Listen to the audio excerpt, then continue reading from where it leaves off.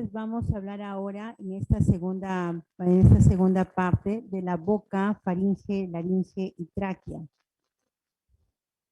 Bien, entonces para la cavidad oral, ¿no? Que en realidad este es un tema básicamente para que ustedes hagan un recordar, porque ¿quién no conoce la cavidad oral, no? Nosotros sabemos perfectamente bien, ¿no?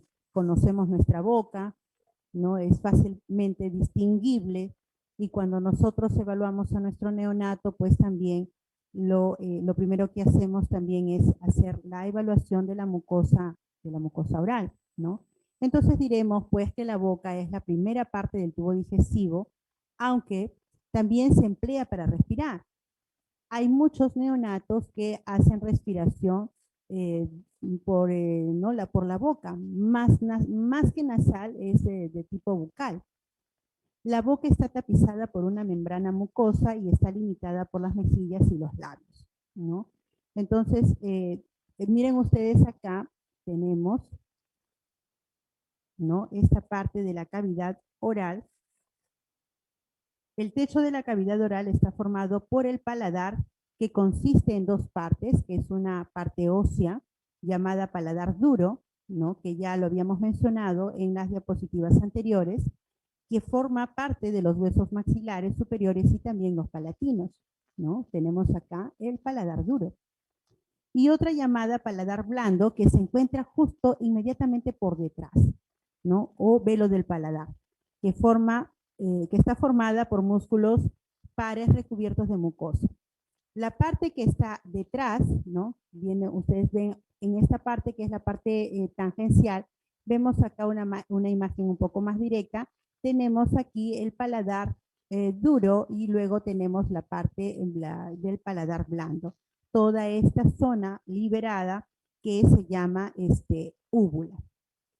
A cada lado del paladar blando tenemos el istmo de las fauces, ¿no? Tenemos el istmo de las fauces y puerta de comunicación de la cavidad oral con la parte oral de la faringe u orofaringe.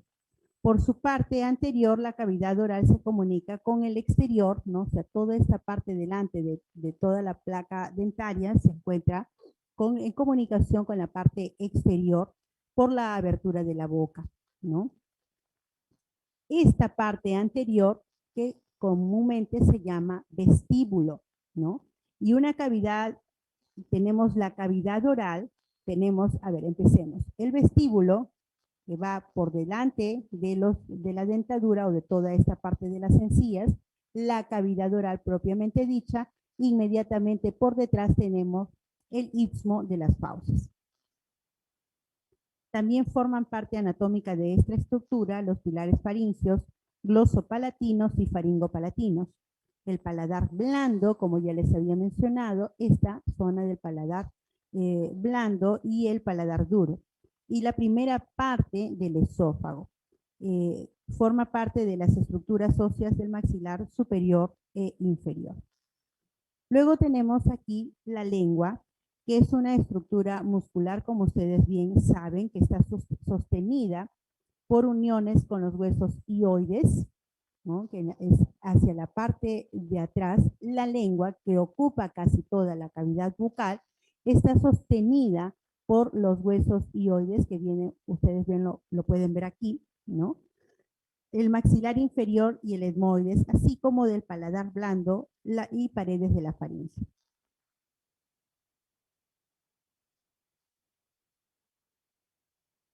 La faringe es un tubo que continúa a la boca y está constituida en el extremo superior común por los tubos respiratorios y digestivos, ¿no? Es decir, es un tubo que va a comunicar tanto para la parte digestiva como también para la parte respiratoria, que tengo una diapositiva en donde nosotros podemos observarlo muchísimo mejor, porque a veces nosotros no le tomamos tanta importancia en la parte anatómica, las desconocemos, sabemos cómo está, pero de repente no hemos ahondado un poco más en conocerlo exactamente, de tal forma de que cuando el niño toma la leche y presenta tos, es porque ha pasado parte de esto a una zona que no debería. Entonces, ¿qué es lo que nosotros tenemos que hacer? ¿No? Así que es importante que nosotros conozcamos toda esta parte de la anatomía de la faringe. Entonces, tenemos que en su parte superior desemboca, como les decía, las fosas nasales o coanas, en la parte superior, que en esta parte de la nasofaringe especialmente, desemboca toda esta parte de la nasofaringe. Y luego también desemboca el istmo de las fauces, tenemos toda esta parte que comunica a la orofaringe, y luego tenemos la laringofaringe que comunica a la faringe con la laringe. La faringe se divide en tres partes, que ya lo estoy mencionando, que es la nasofaringe, toda esta parte verde, la orofaringe, que es esta parte amarilla, y la hipofaringe o laringofaringe, que es esta parte más azulada. La orofaringe está situada por detrás de la boca. La nasofaringe está ubicada por detrás de la nariz y por encima del paladar blando. Y la laringofaringe, que está situada por detrás de la laringe, ¿no? Como ustedes ven aquí. Toda esta parte azul, la laringe y luego la faringe. Aquí es donde ustedes pueden observarlo muchísimo mejor, ¿no?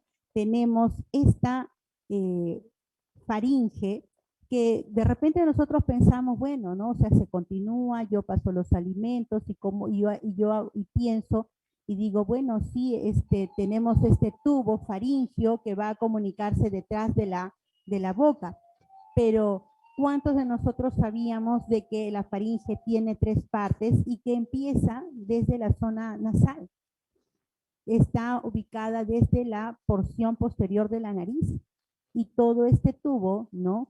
Que está detrás de la nariz, que corresponde a la nasofaringe, la que va por detrás de la boca, del istmo de las fauces, que viene siendo toda esta parte, es la orofaringe. Y miren ustedes, esta es la diapo que les mencionaba, ¿no? Donde tenemos toda esta parte que va hacia la parte respiratoria, pero toda esta parte, ¿no? Que va hacia el esófago, que es la que se va a comunicar hacia la parte digestiva, ¿no? O sea, es un solo tubo, ¿no? Que luego viene bifurcado.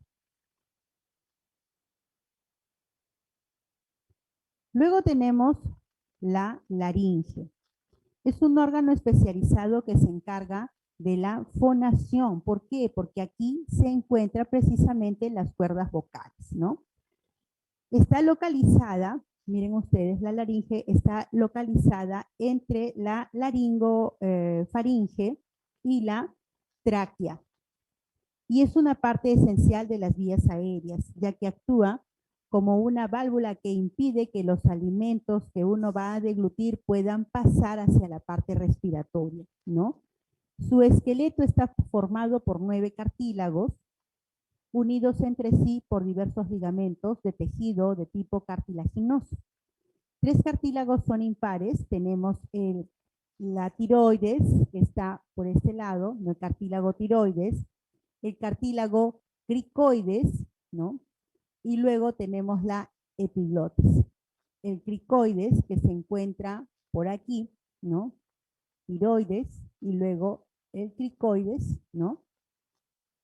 Luego tenemos aquí el cartílago tiroides, miren ustedes, que es el más grande, ¿no? De todos los cartílagos laringeos y está compuesto por 2 láminas que son de tipo o de forma cuadrilátera, ¿no? Es un tejido de cartílago hialino que se fusiona por delante, como ustedes ven acá, ¿no? Tenemos este cuadrilátero unido con este otro cuadrilátero y se van hacia adelante, ¿no? Y vean ustedes esta formación, que finalmente en los varones es lo que le da la forma de la nuez de Adán, que está muy marcada en los varones porque la angulación en los varones más que en las mujeres es muchísimo mayor, ¿no?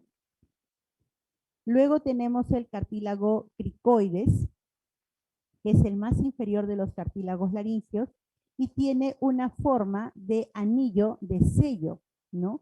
Así como, no sé si ustedes habrán visto esas películas donde tienen pues un tremendo anillo y que con esos anillos antes se sellaba, bueno, de la misma forma, solamente que el sello viene no por delante, sino por detrás, que viene dándolo el ligamento cricoideo. Luego tenemos el cartílago epiglotis, que miren ustedes, tiene como una especie de forma de raqueta que va desde el asta superior del cartílago tiroides hacia arriba, ¿no?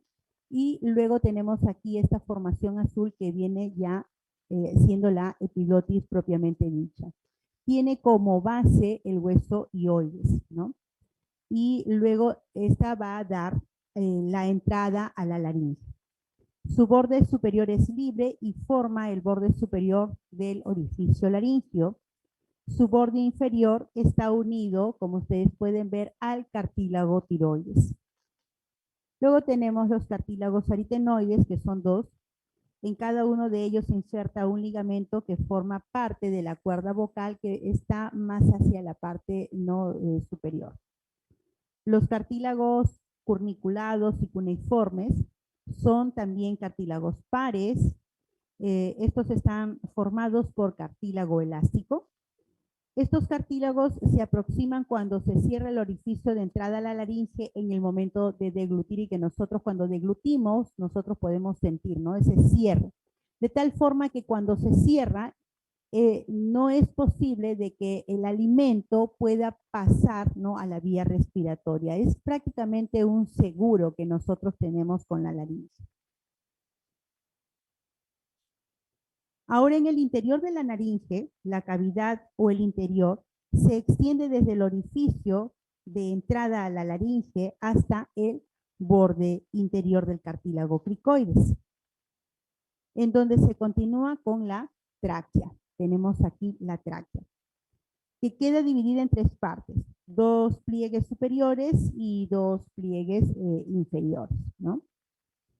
Los dos pliegues superiores son vestibulares o cuerdas vocales falsas, que en realidad estas cuerdas vocales falsas no tienen absolutamente ninguna intervención en la fonación, más sí las dos cuerdas vocales verdaderas, que son las únicas que sí tienen parte en la fonación, son las que nos dan nuestra voz. Y la tonalidad de la voz o el hecho de que sea más grave o más aguda, la tonalidad va a depender del tamaño del ligamento y de la fuerza con que nosotros impulsemos la salida del aire a través de ellas. Tenemos ahora la tráquea. Miren ustedes este tubo, que es un tubo que continúa de la laringe, está tapizado por una mucosa con epitelio ciliado. La luz o la cavidad, ¿no?, el lumen, que lo podemos ver aquí en un corte transversal, de la luz, la luminidad de este tubo es aproximadamente en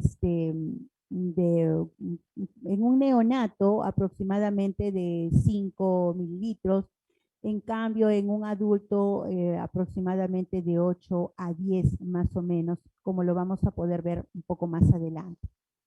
Lo importante de esta tráquea es que está abierta a través de una serie de anillos, como ustedes lo pueden ver, y es fácilmente identificable, ¿no? Cuando nosotros conocemos los pulmones, siempre los unimos por no solamente los bronquios, sino también por la tráquea.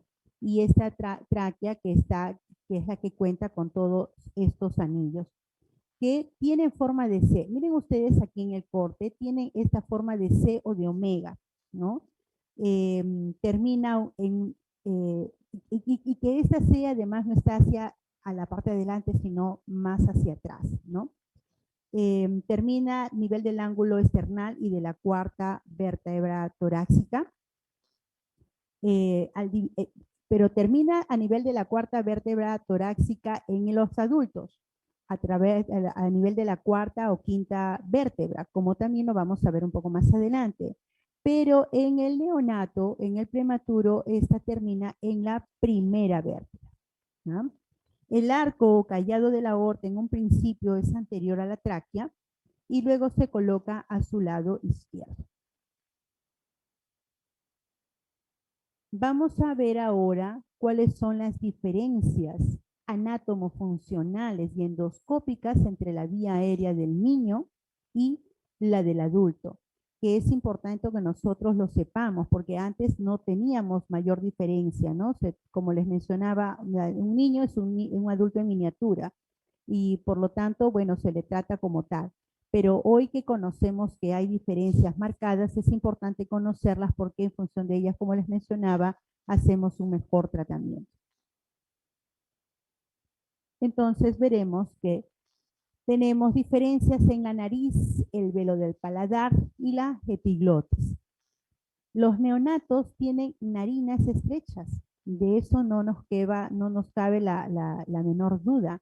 Cuando tenemos un neonato, tenemos una sensación, ¿no?, de una ternura, no solamente por el tamaño tan pequeñito que es, sino porque todas sus estructuras anatómicas son realmente muy pequeñas. Y la nariz de este neonato prematuro es realmente muy, muy, muy pequeñita y la luz de cada una de sus fosas nasales es realmente muy diminuta, ¿no? Entonces, ¿es fácil que pueda producirse una obstrucción nasal? Sí, es fácil que se pueda producir porque además ustedes sabrán, y lo deben de haber visto en sus unidades cuando trabajan con sus neonatos, que estos niños son grandes formadores de moco, ¿no? Entonces hay que estarles limpiando o aspirando las secreciones de manera suave porque esto puede desencadenar en si ya de por sí el prematuro viene con un porcentaje de dificultad respiratoria, imagínense si se le añade más porque no tuvimos la precaución de hacerle una limpieza adecuada en sus fosas nasales.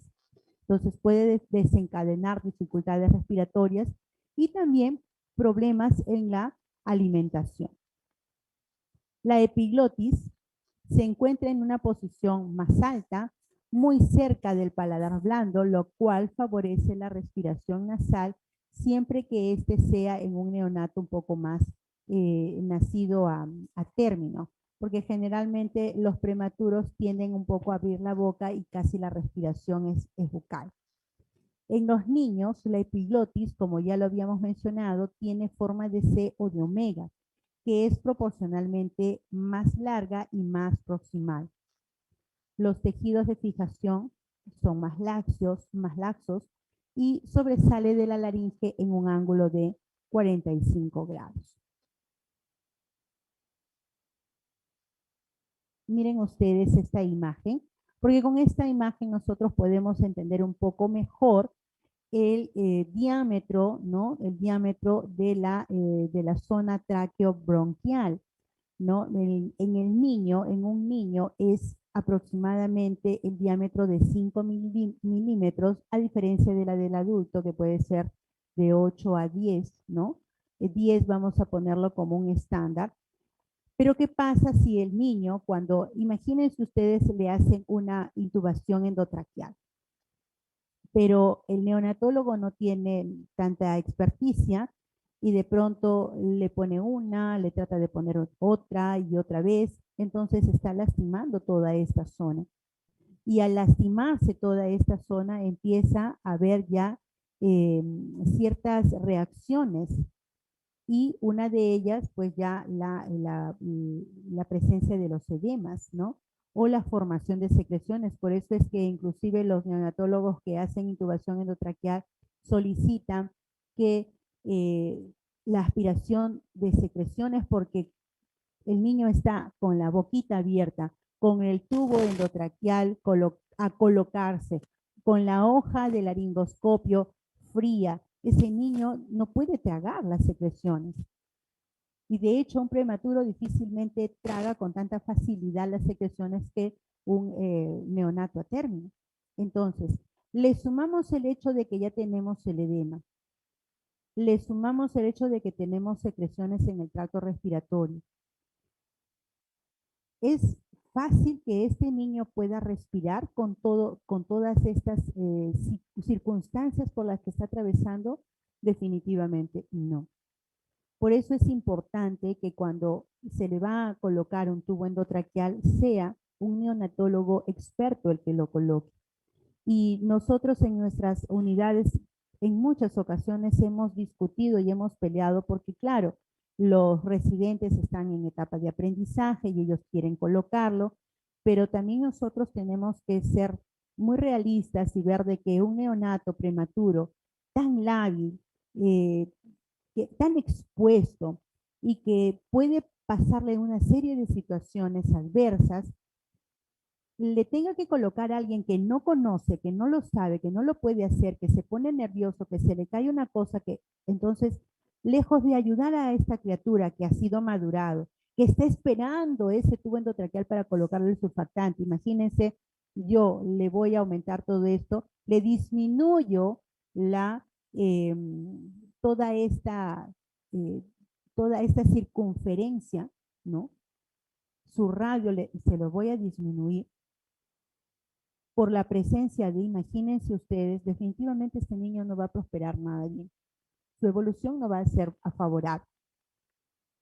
¿Qué diferencia con la de un adulto? Un adulto todavía puede tolerar porque su diámetro es mucho más grande. Si hubiera alguna complicación, bueno, es capaz todavía de poder resistir porque su diámetro no se va a ver tan perjudicado. La luz o el diámetro se ve afectado en un neonato aproximadamente del 65 al 75%, a diferencia de la de un adulto en las mismas circunstancias, con las mismas situación, solamente se afecta en un 30 o un 35%. Entonces noten enormemente la diferencia que hay entre uno y otro. Entonces, por ahí ya creo que estamos conscientes de que los neonatos son completamente distintos de los adultos. Hablemos ahora acerca de la lengua. La lengua nos ocupa completamente la cavidad oral y faríngea.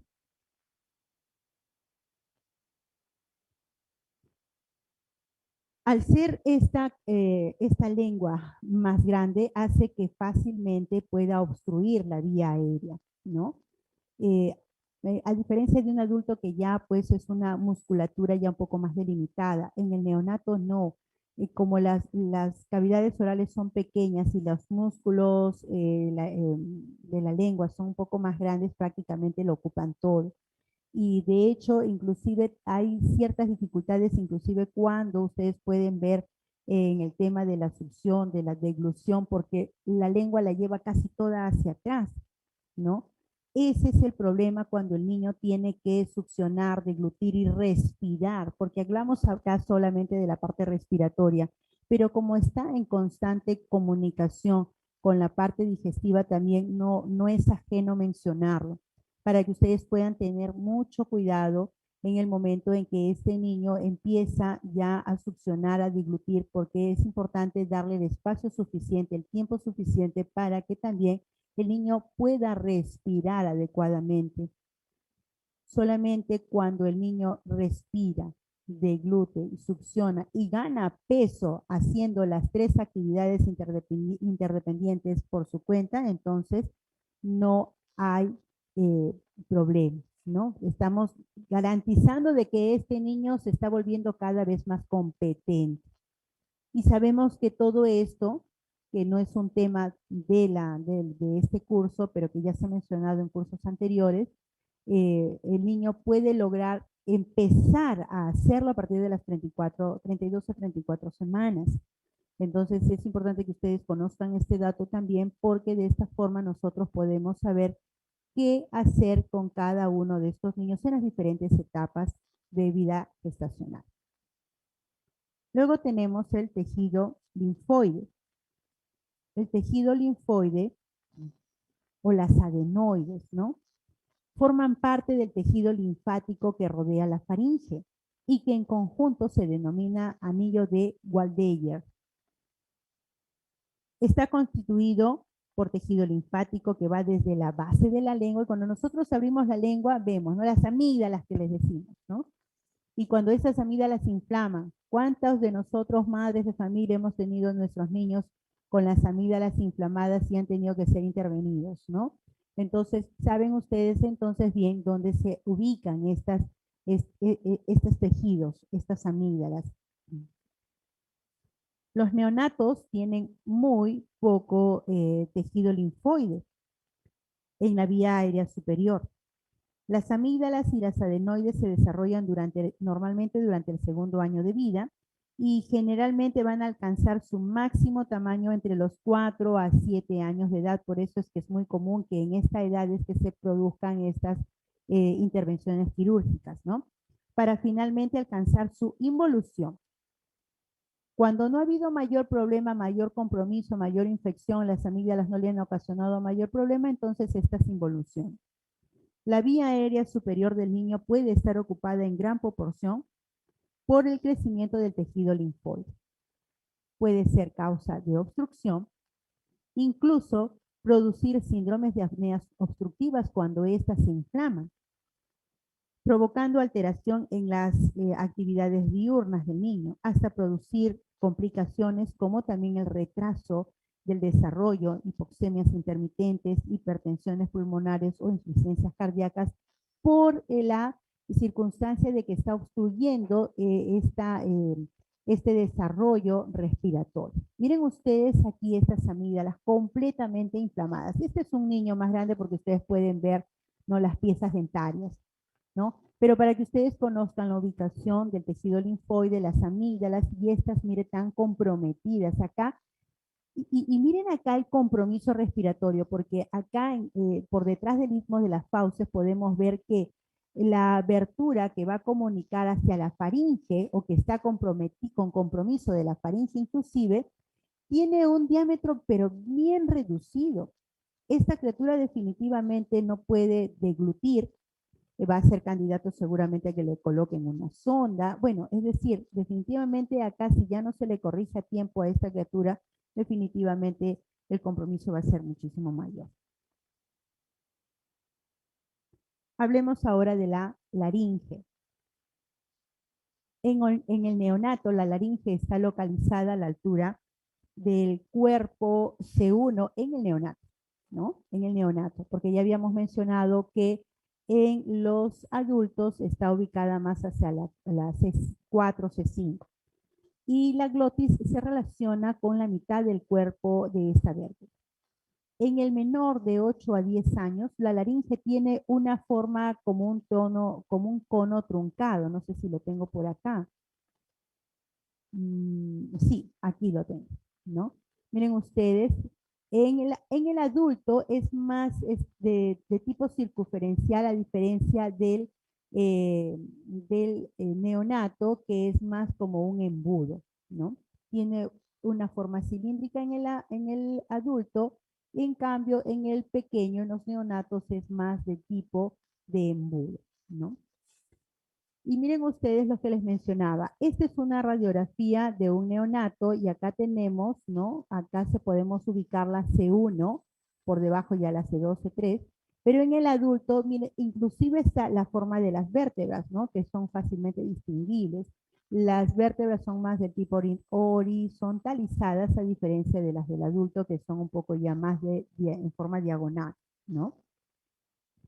La posición más alta de la laringe está aunada a que la epiglotis es proporcionalmente más larga, hace que sea mucho más fácil visualizarla. En los menores de 4 años se pueden usar hojas rectas para la intubación endotraqueal, ¿no? Con el laringoscopio. La glotis se puede mover caudalmente a medida que crece el lactante. Bien, quiero repetir acá la anterior. No sé si podemos repetir la anterior. Un momentito para poder la anterior. Anterior. Más anterior. Bien. Miren ustedes aquí entonces, para que quede claro, ¿no? En el menor de los 8 años, la laringe, como ya les había mencionado, un poco más cilíndrica.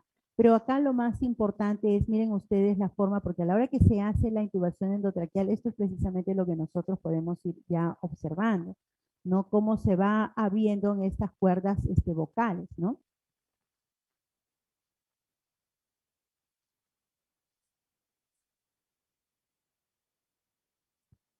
Sí, ya, listo. Ahora tenemos aquí las cuerdas vocales, que es más un poco de gráfico, porque ustedes han visto ya en una fotografía prácticamente en tiempo real, ¿no? En el niño las cuerdas vocales se encuentran más inclinadas, estas más cercanas por delante debido a la gran proporción que tienen las mismas y que conforman los procesos vocales del aritenoides, la porción cartilaginosa de las cuerdas vocales, por lo que el tubo puede atraparse en la comisura anterior en la intubación a ciegas. Su eje es oblicuo hacia abajo y adelante, a diferencia de la del adulto, donde el eje de la glotis es perpendicular a la tráquea. En un adulto, generalmente cuando se hace una intubación endotraqueal, usted tiene que colocar los tubos que son más grandes, lógicamente, y estas vienen con un seguro que se le llama el CAF o el globo. En los neonatos no, porque ya estas cuerdas vocales tienen este seguro, ¿no?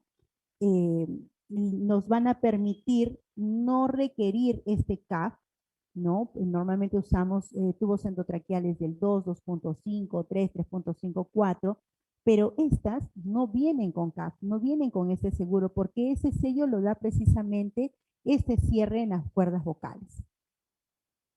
Ahora, eso no significa de que yo me voy a confiar y no lo asegure, porque lógicamente yo necesito tener un seguro, ¿no? Y ese seguro ya es más externo.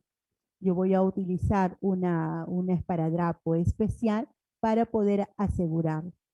Igual pasa también en los adultos, solamente que ustedes saben que los adultos son un poco más resistentes, se angustian más con el hecho de tener algo no externo y que estando en estado consciente es posible que puedan toser, incluso ellos mismos sacárselo. Entonces, por esa razón es que es necesario, y además por la misma forma, ¿no? De la, de la laringe, porque como es además también tan circular, no tiene esta forma que es más cúbica, cubicular o de embudo, que le pueda ayudar también a ejercer este sello. Vean ustedes acá cómo es las cuerdas vocales del adulto, que ya son un poco más distinguibles, las dos cuerdas vocales verdaderas, y la de los niños, ¿no? Los neonatos, que son un poco todavía más en formación. Luego tenemos la tráquea y los bronquios. Básicamente la diferencia es en el tamaño y el calibre de los mismos, ¿no? Porque esta va a ir aumentando progresivamente conforme va creciendo el niño, va a ir aumentando también el tamaño de la tráquea. Las proporciones se van a ir manteniendo porque son constantes. Conforme va creciendo el niño, el tamaño del pulmón, el tamaño de la tráquea va a ir también aumentando. El peso y la talla son las que van a determinar el tamaño de la vía aérea y más no el género. No importa si es hombre o es mujer, porque efectivamente van a ir creciendo, van a ir aumentando proporcionalmente.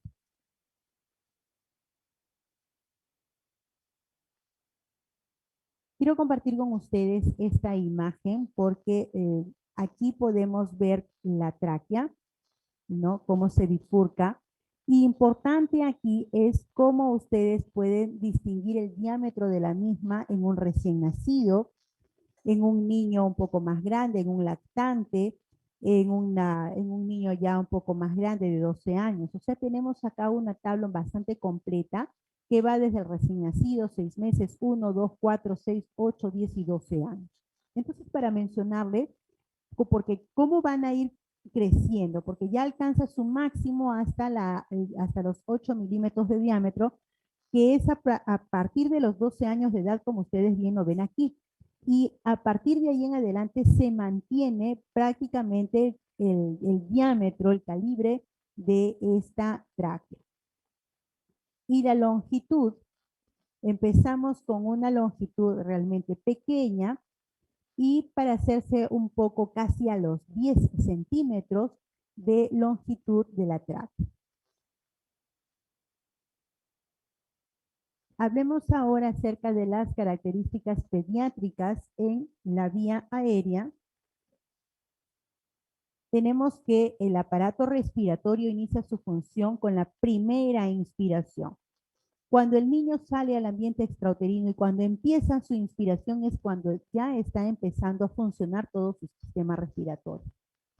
Debe vencer una gran resistencia para que pueda llevar todo el aire que va desde la atmósfera hasta los alvéolos.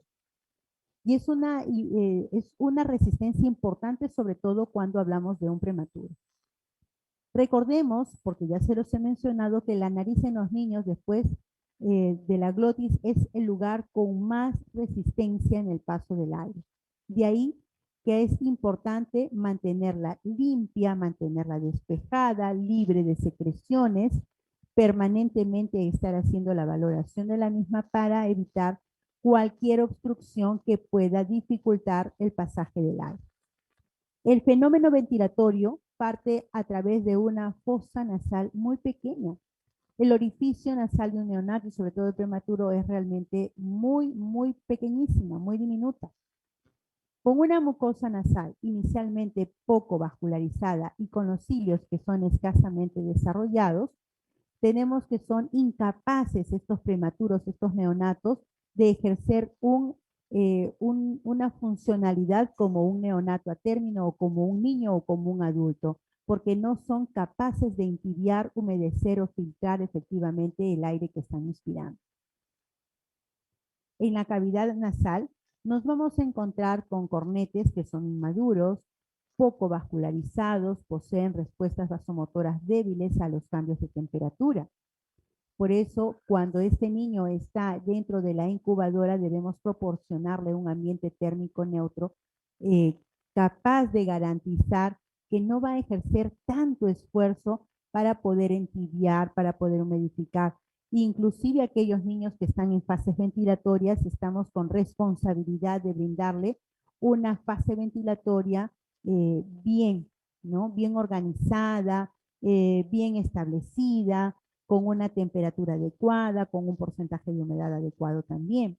Entonces, todo en un extremo prematuro, todo en un prematuro tardío, realmente es importante. El trabajo que realiza el personal de cuidado intensivo, el trabajo que realiza un personal de sala de partos es realmente sumamente importante.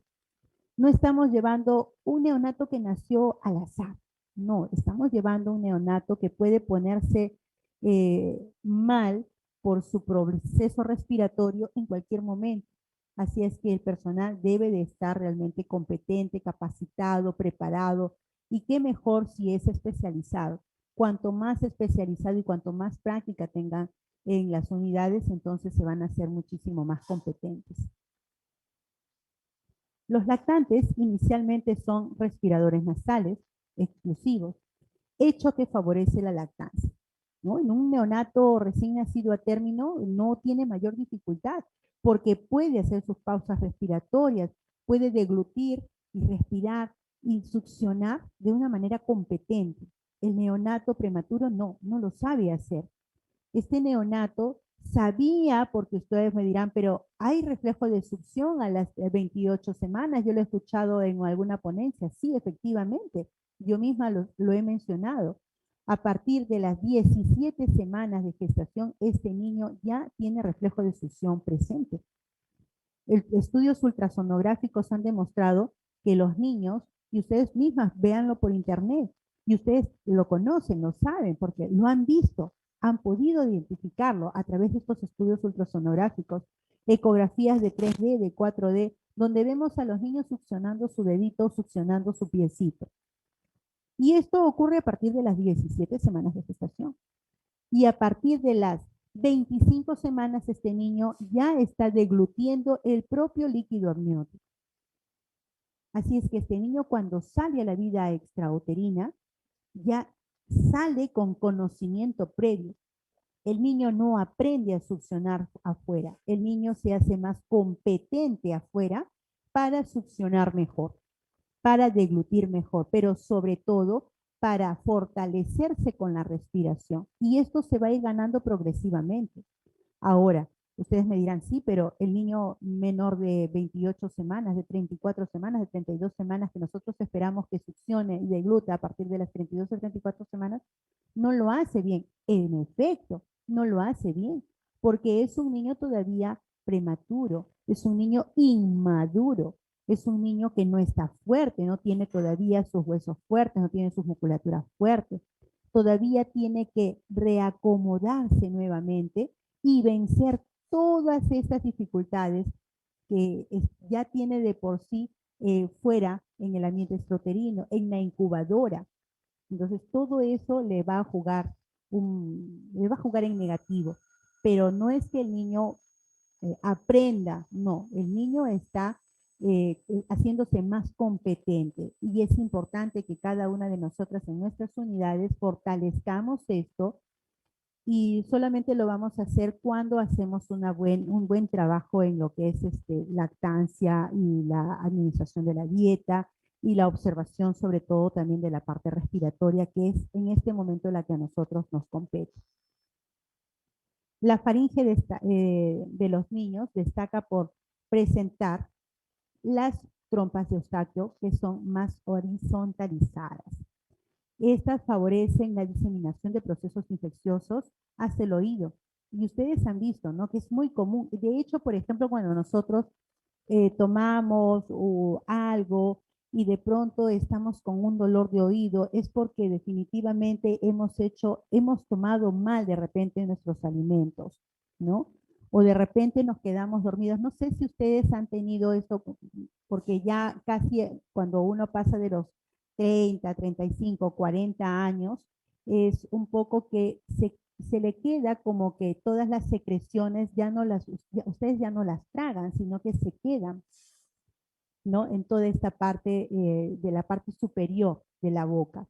Ha pasado inclusive muchos accidentes, y sobre todo en las noches, porque las personas adultas dejan de respirar, pero ¿por qué? Por acúmulo de secreciones. Y los que han salido bien, los que no han tenido mayor problema porque pueden deglutir estas secreciones después cuando se dan cuenta de que tienen acumulado una cantidad de secreciones en la vía aérea superior, se dan cuenta de que esto después les sobreviene unas otitis, ¿no? Problemas de oído medio. Ocurre lo mismo y con mucho más frecuencia en los niños pequeños, en los neonatos. ¿Por qué razón?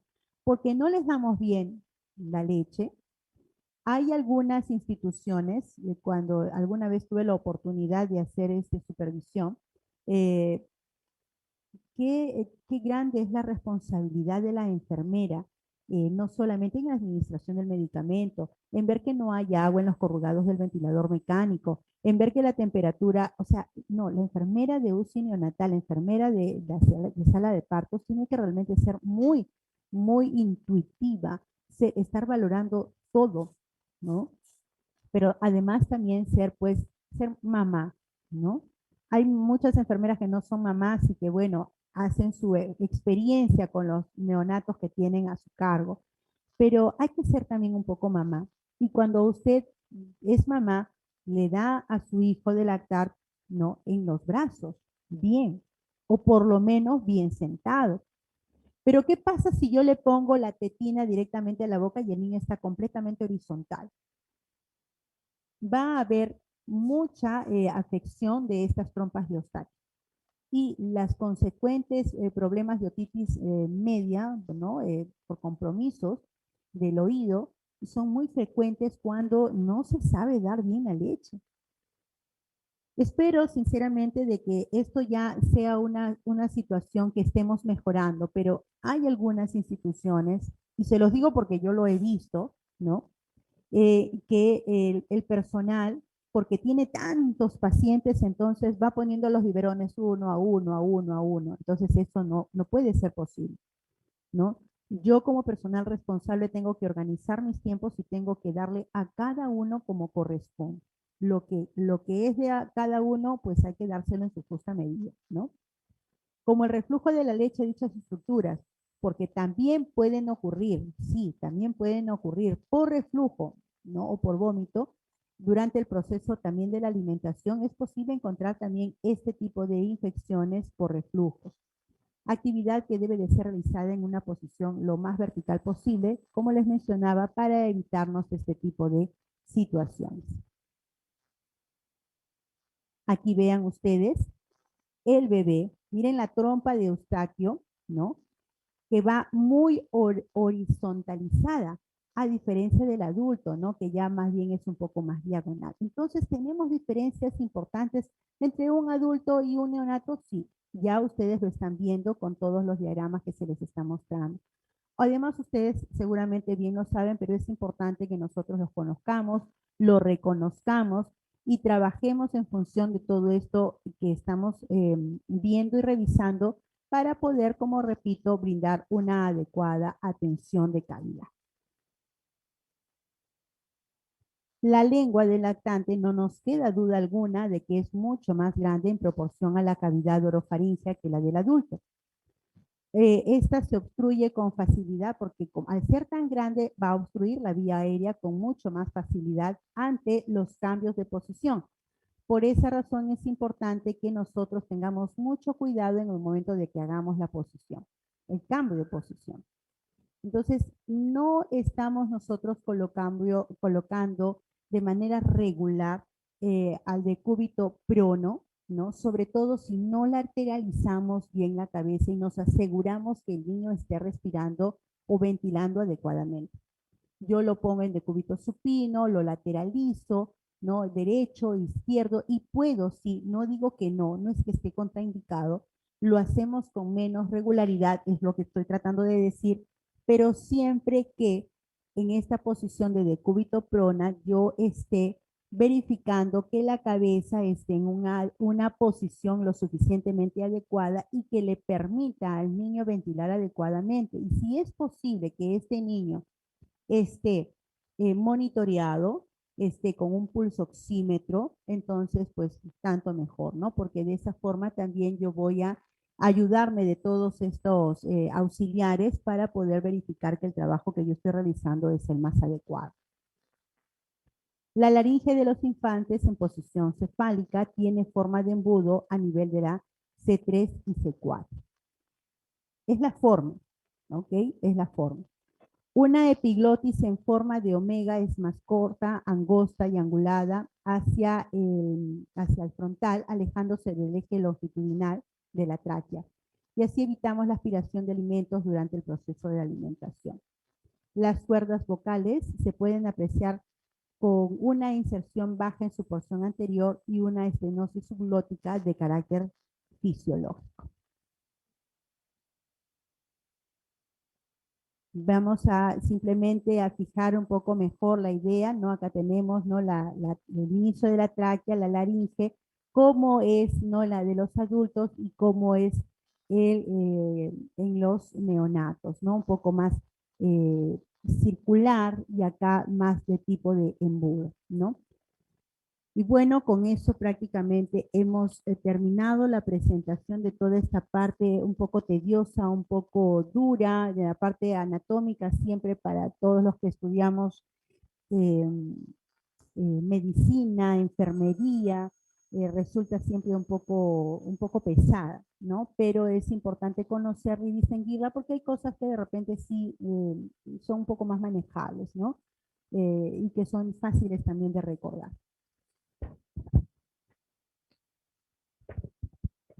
Muchas gracias, Magíster Zoila, por esta segunda ponencia. Entonces, hay preguntas en el botón del chat. Ketty, Vanessa, ¿a partir de qué semanas el niño empieza a ser respirador nasal? ¿34 semanas? Respirador nasal. Generalmente es respirador nasal cuando el niño ya es un lactante.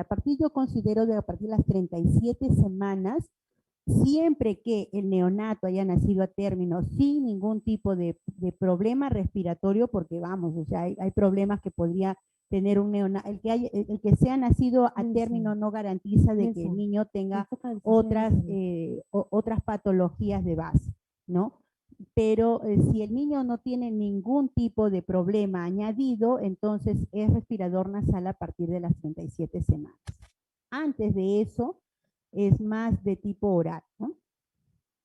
Y ustedes lo pueden distinguir fácilmente porque cuando ustedes lo tienen en las unidades y de repente si ustedes se han dado cuenta cuando les colocan la fase 2, el niño, y ustedes lo tienen en decúbito supino, el niño extiende la cabecita y generalmente abre la boca, ¿no? Y queremos nosotros fijarle mejor, ayudarlo a cerrar, porque de esa manera vamos nosotros a tener una mejor garantía del funcionamiento de la fase 2 y no lo tenemos porque el niño está con la boquita abierta. Entonces, cuando yo quiero verificar el burbujeo en la cámara de burbujeo, entonces no la tengo. ¿Por qué razón? Porque el niño está con la boquita abierta.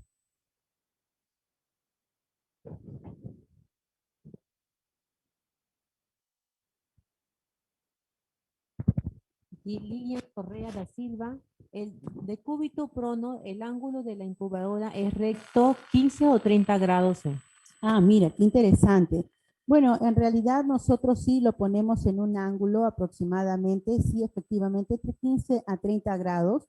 No tenemos la escuadra, pues, ¿no? Para nosotros medir el ángulo, pero aproximadamente 30 grados, si esta es mi línea recta, más o menos 30 grados será así, ¿no? Porque 45 es acá, ¿no? Perdón, 90 grados, 45 es a la mitad, digamos que 30 es más o menos por este lado. Entonces, la base de la incubadora, toda la plancha donde está acomodado el neonato, debe de ser más o menos a esta altura.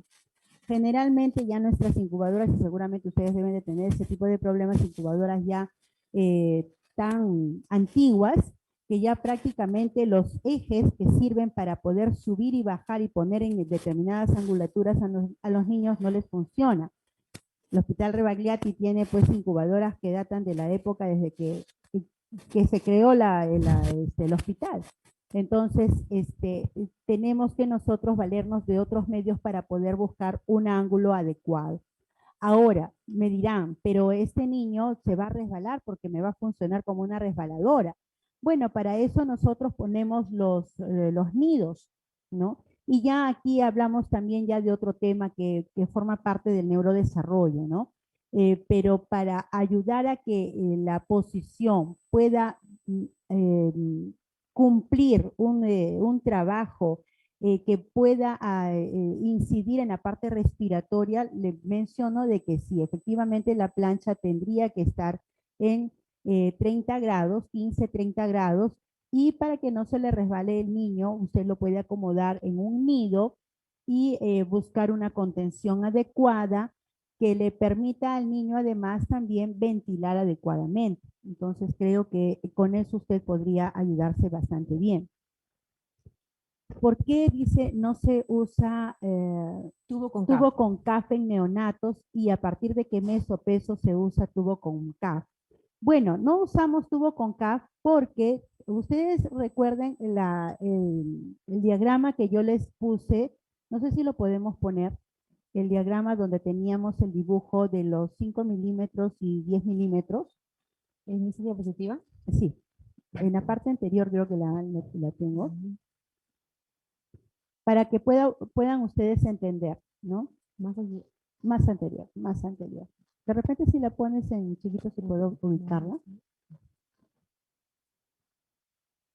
Para que puedan ustedes entender bien la razón por la cual no va con CAF en los prematuros, en los neonatos. A ver, veamos, no, más arriba. Más.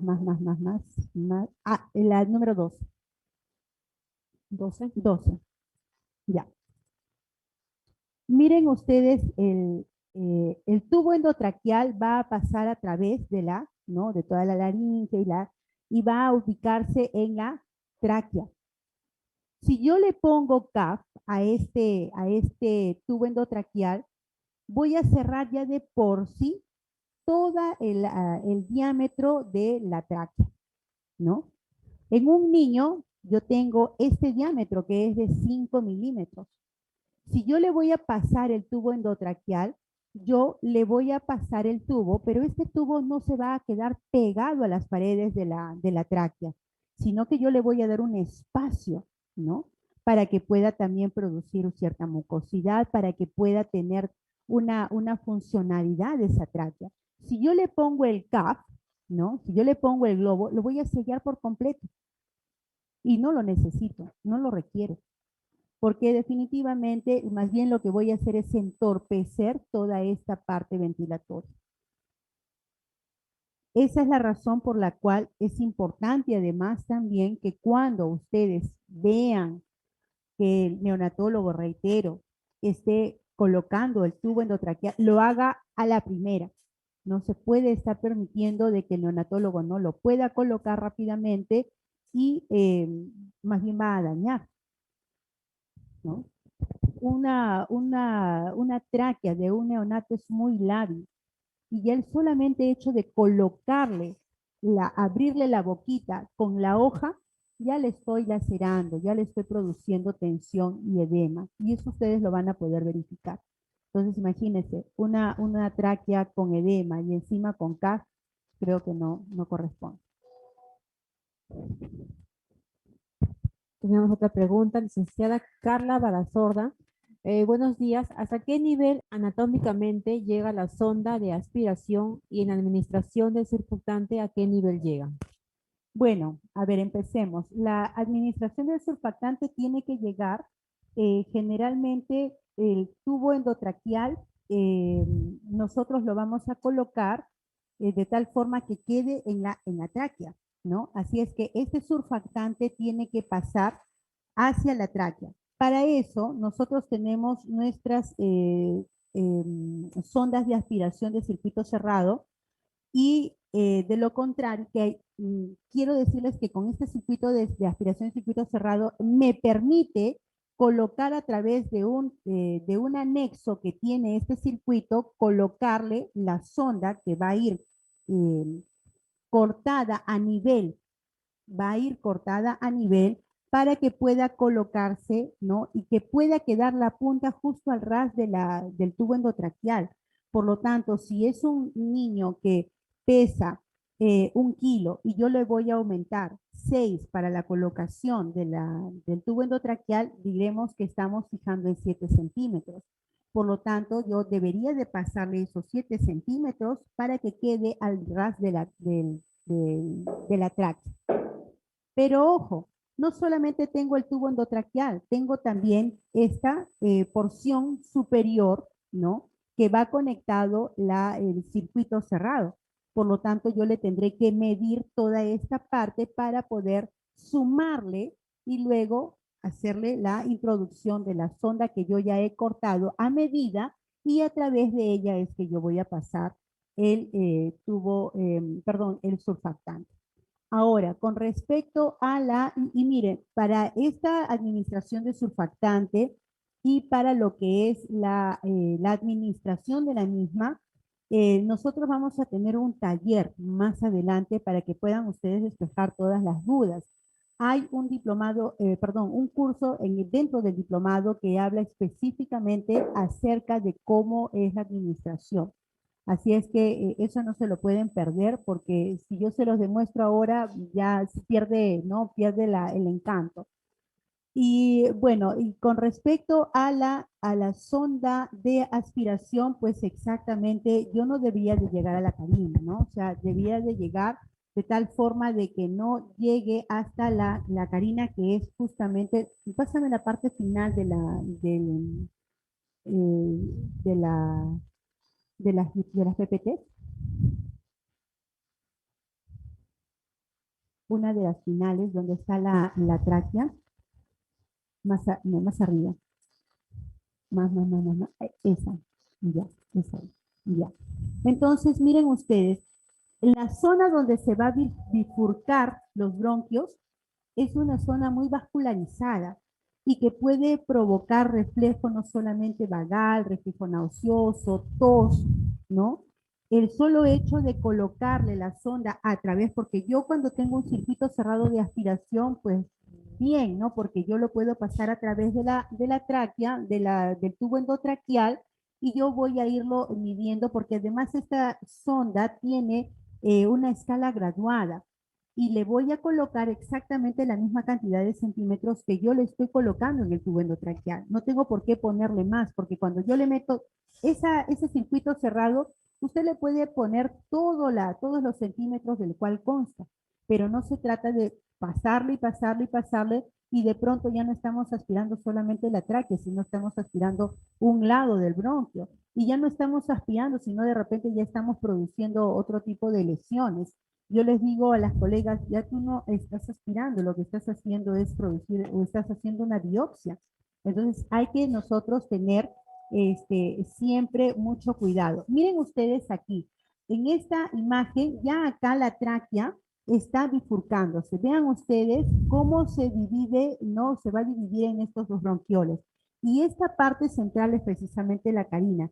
Yo no debiera de permitir que la sonda que yo voy a aspirar llegue precisamente hasta la carina porque eso es lo que me va a producir el efecto oxígeno, nauseoso y finalmente es un efecto muy doloroso, incómodo. Para quienes no han sido nunca intubados, definitivamente no pueden tener la menor idea de cómo es tan desagradable el hecho de que a uno le pasen la sonda para aspirar a través de ella y sobre todo de que toque y que pueda pasar a través de la canina, realmente es una sensación sumamente desagradable e incómoda. Y pensamos que porque el niño no llora, no menciona, no dice, no reclama, entonces somos capaces ¿no? de hacer porque estamos a su cuidado y lo podemos hacer y nosotros tenemos que tener mucho cuidado en el momento de hacer esto. Me parece, si no me equivoco, también tenemos eh, un taller más adelante acerca de aspiración o es complementario con la administración de surfactante, me parece que lo tenemos.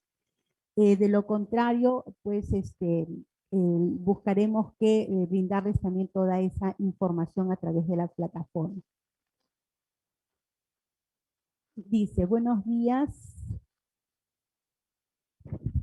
Carla Barazón, ¿sí? Sí, dice, buenos días. Sabemos que muchos hospitales son docentes, en efecto, ¿no?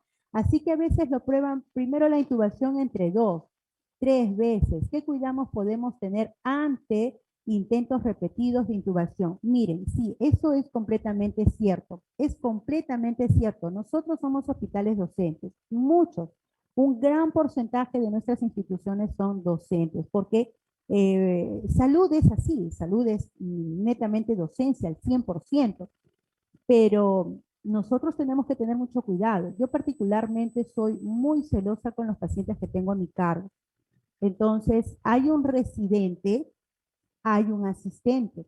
El residente que es el que está en preparación, que es el que seguramente su asistente le va a decir, intúbalo. Entonces, él lo va a intubar. Pero entonces usted tendrá que decirle, ¿sabe qué, doctor, doctora? A la primera, donde usted, yo siempre les digo lo mismo, donde usted pone el ojo, pone la bala, porque no le voy a aceptar que usted lo intube una segunda ocasión.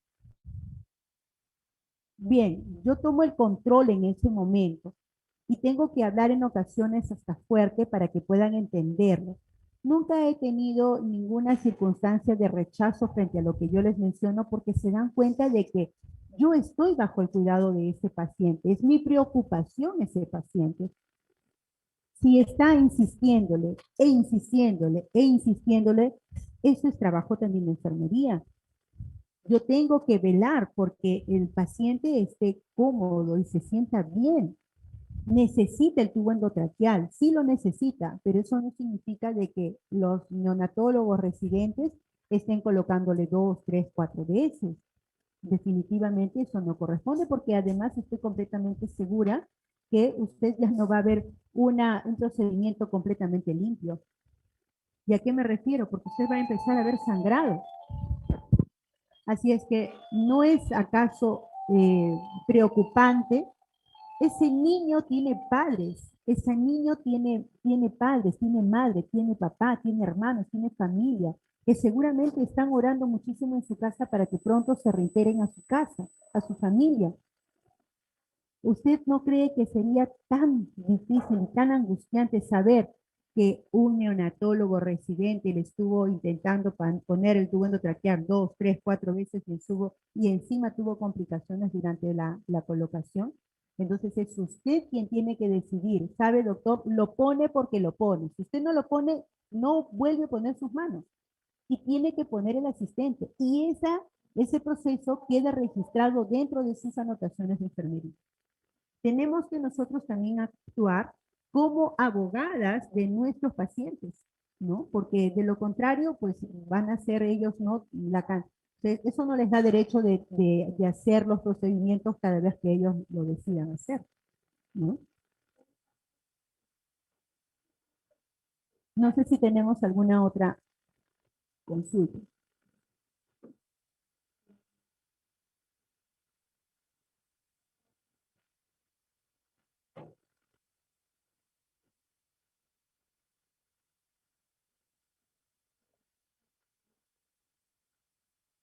A ver, creo que no.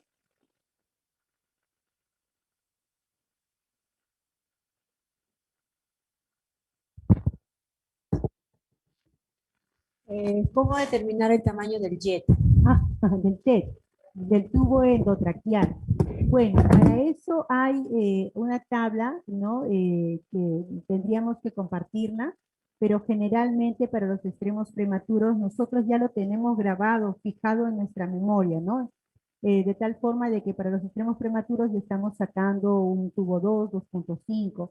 Si ya es un niño que pesa menos de 1000 gramos, si pesa de repente 1,5 kilos, de repente ya estamos utilizando un tubo 3. De repente si ya pesa un poco más, un tubo 3.5.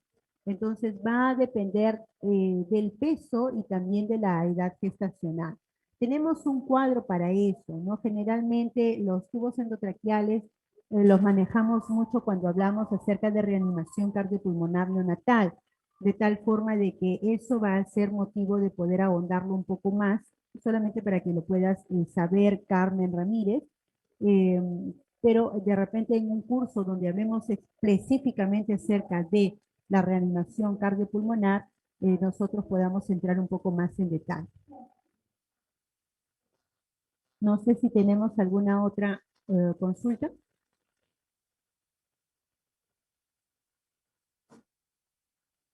Nelson.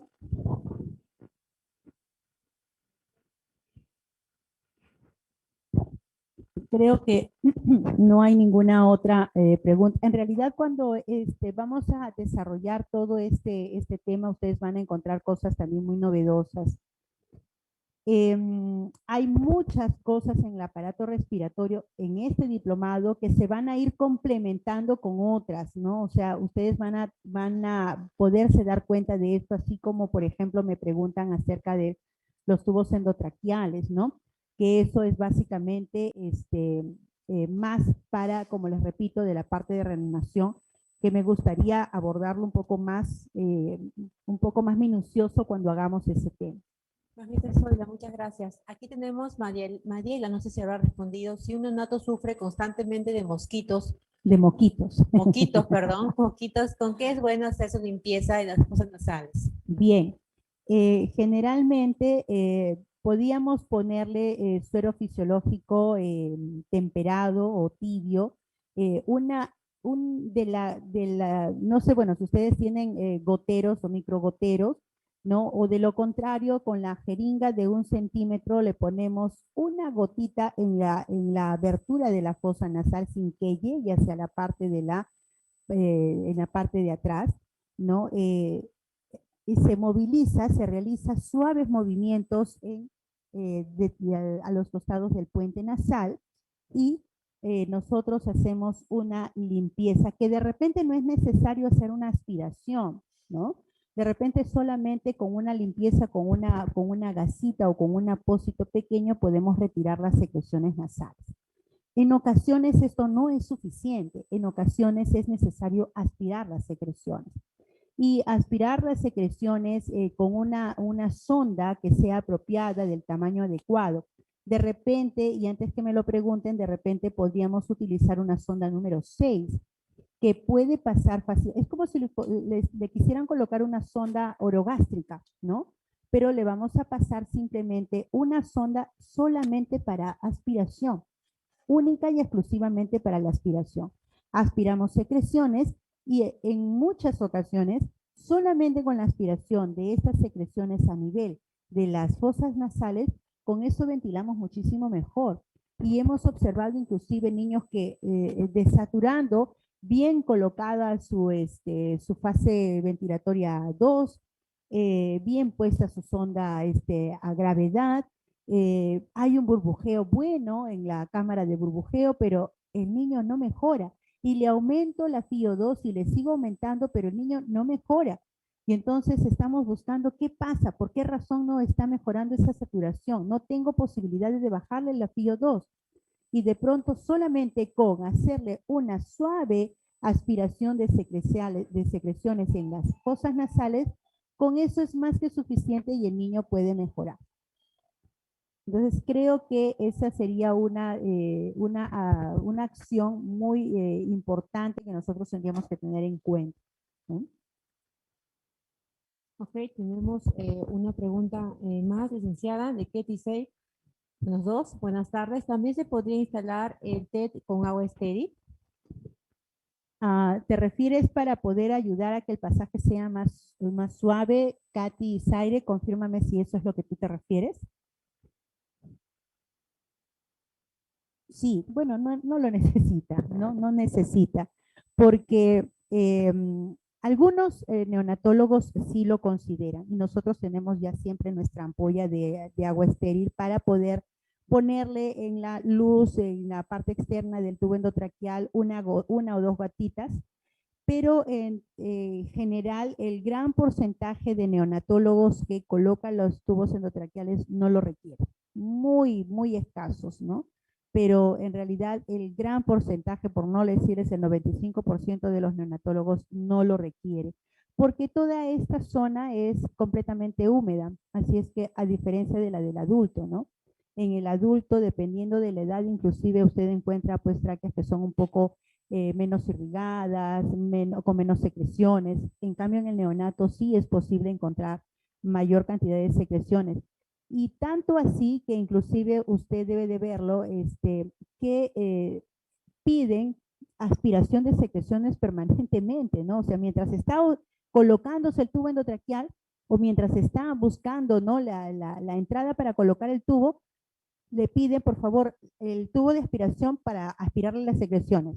Entonces, realmente no es necesario, ¿no?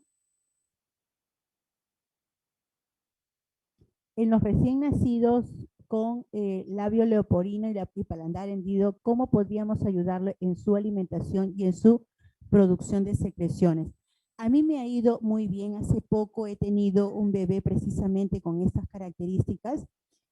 Cada cierto tiempo, seguramente ustedes deben de verlo, cada cierto tiempo nos llegan estos pacientes. Si no nos llegan pacientes cardíacos, si no nos llegan pacientes con síndrome Down, nos llegan pacientes con labio leoporino y paladar hendido. Bueno, hace poco yo he tenido precisamente un bebé prematuro con labio leoporino y paladar hendido y le pusimos pues lógicamente su sonda orogástrica y al inicio estuvo primero en reposo gástrico hasta poder estar con una capacidad suficiente para iniciar la vía digestiva. Cuando ya empezó este niño con la vía digestiva, entonces empezamos a darle la dieta a través de ella porque no teníamos el ingreso de la mamá a la unidad. Cuando la madre ya pudo ingresar, vimos por conveniente de buscarle una tetina adecuada, ¿no? Con una forma adecuada, porque normalmente esas tetinas tienen una forma especial, son tetinas especialmente diseñadas para este niño y que vienen incluso con un cargador de flujo, ¿no? Que permite regular, mientras el niño succiona y reaprende a succionar, regula la cantidad de líquido que va a ir saliendo de la tetina, ¿no? Entonces, el niño, por ejemplo, se ha ido de alta con sin sonda, sin sonda, esperando que gane un peso adecuado para que pueda ser operado para su cirugía reconstructiva y con dieta simplemente con la tetina. El mayor trabajo no ha sido ese para nosotros. El mayor trabajo, tengo que mencionarlo, porque lo recuerdo porque eso ha sido hace poco. El mayor trabajo con este niño ha sido la educación con la mamá, porque la madre no estaba preparada emocionalmente para tener un niño con estas características. Por lo tanto, el trabajo aquí no es de la colocación de la sonda. Aquí el trabajo no es ver que el niño respire bien porque lo puedo monitorear. Si necesita oxígeno, le pongo el oxígeno. Si necesita mejorar la dieta, simplemente la mejora. Aquí el trabajo con este tipo de pacientes es con los padres, con la mamá específicamente, porque es ella quien va a tener que hacer el trabajo en casa, ¿no? Muchas gracias, Magíster Zoila. Tenemos aquí, vamos a ver, Ramírez Carmen. Ha levantado la manito. Vamos a habilitarlo. Okay. Muy buenos días, Carmen Ramírez. Puedes habilitar tu micrófono y hacer tu consulta.